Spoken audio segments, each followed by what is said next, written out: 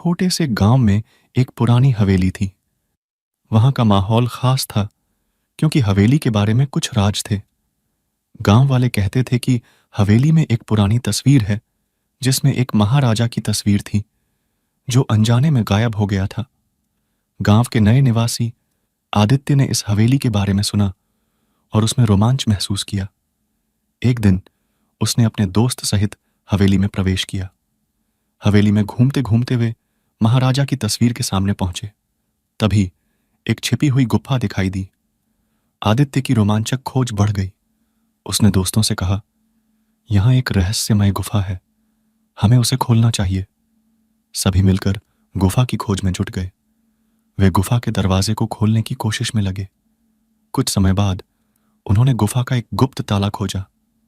ताला खोलने के बाद उन्होंने गुफा के अंदर की दुनिया देखी।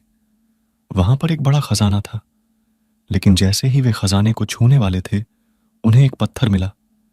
पत्थर पर लिखा था, सच्चा धन सिर्फ समर्थ बनाता है, लालची नहीं। यह सच उन्हें समझ में आया।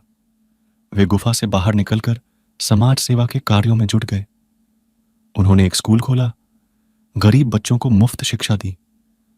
वे भूखे को खाना खिलाते और बीमारों की देखभाल करते थे। आज भी वह हवेली में रहते हैं, लेकिन वहां की सच्ची खजानी उनके कार्यों में नहीं, बल्कि उनके सेवा और समर्थ में है।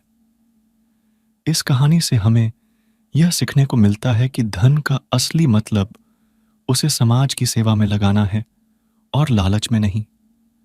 जीवन में सच्ची खुशियां और संतोष उस समय मिलते हैं जब हम दूसरों की मदद करते हैं।